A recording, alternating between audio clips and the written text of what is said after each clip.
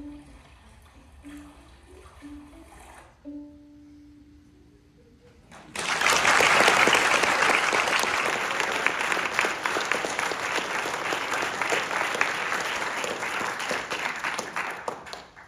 you.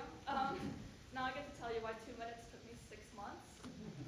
When I first proposed my senior project, I called it an animation project. But even then, I knew it was never going to be an animation project. An animation project would have been a long road learning the nitty-gritty details of character animations, such as movement, acting, maybe lip syncing.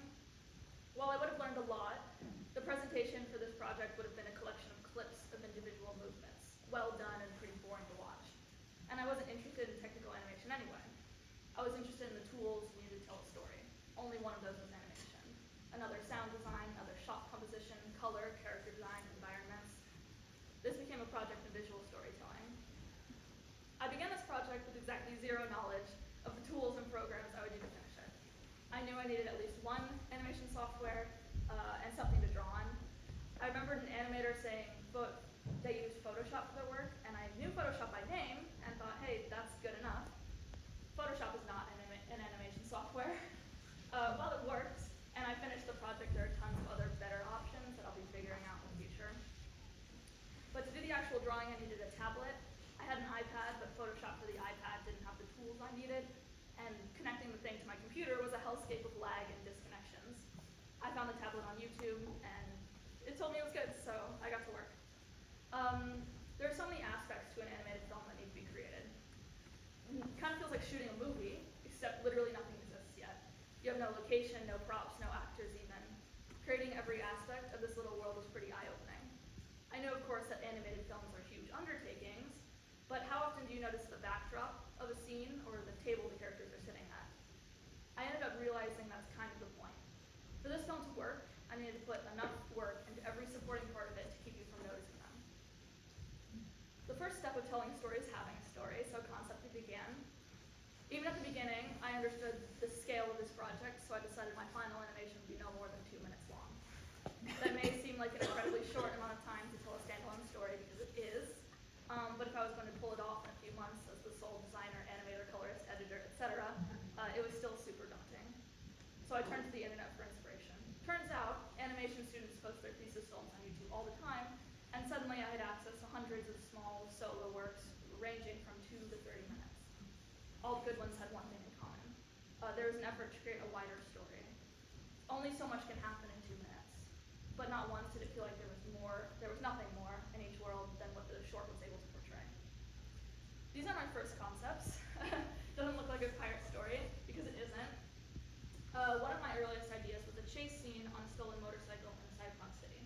The main characters would have been a rambunctious young girl and her rather uptight robot sidekick, and the story would have mainly been the play between these two opposite characters, with a lot of cool cyberpunk craziness sprinkled in between.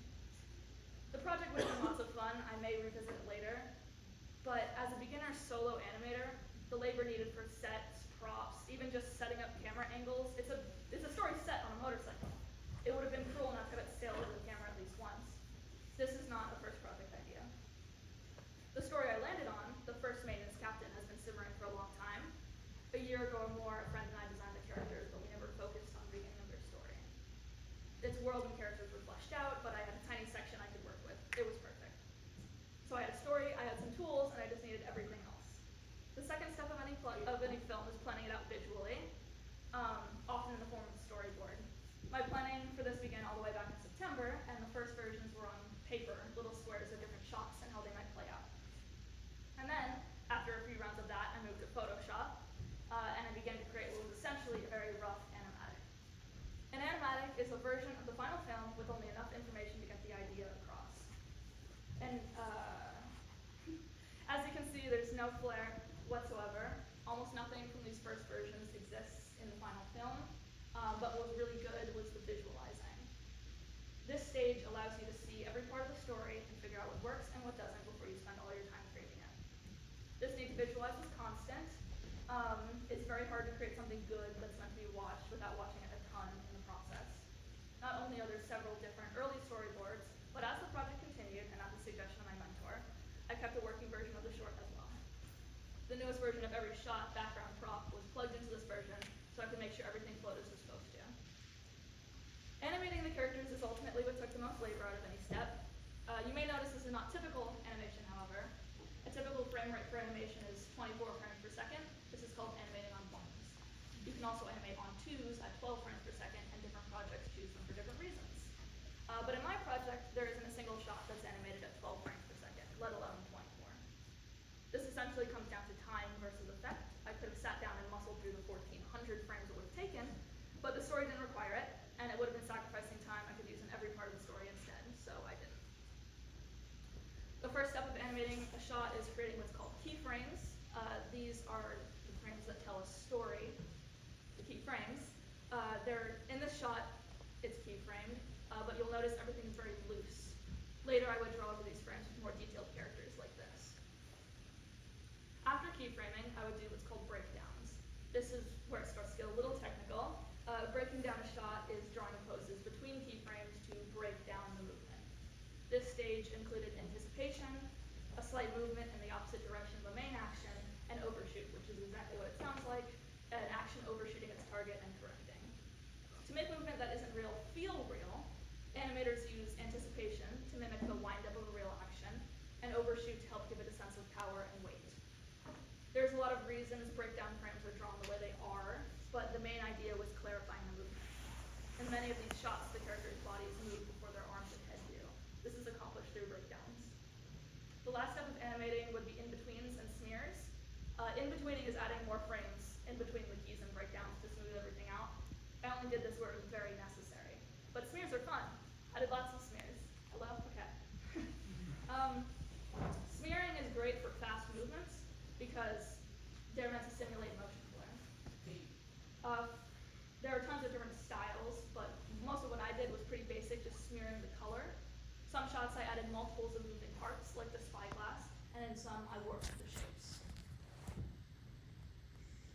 After all the animation was done, I just needed to color all of it. Actually, coloring every animated shot was a little tedious because Photoshop is not an animation-specific software. My drawings are so loose. The only way to color them was going pose by pose. In this way, the process was very similar to traditional cell animation, where each frame is physically drawn and colored. Luckily, I just had fewer of them. In addition to animated shots, I also have a few still shots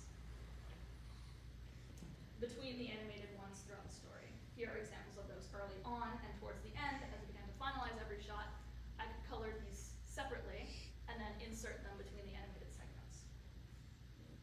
I knew color was going to be a huge part of the short from the beginning. The palettes for the bar and dock were the first ones I could see clearly. These are my very first concepts for those, and these are what they are in the final short. The bar is intensely orange. Nearly every aspect is a variation on that color, and the dock and outside shot of the bar use their own separate palette with blues, purples, and blacks. Once I understood those palettes, I made a set of palettes for the two main characters. Both First Mate and Captain have a set of colors for indoors and outdoors that are completely separate. For instance, indoors, the raw color of Mate's white shirt is pink, outdoors it's green.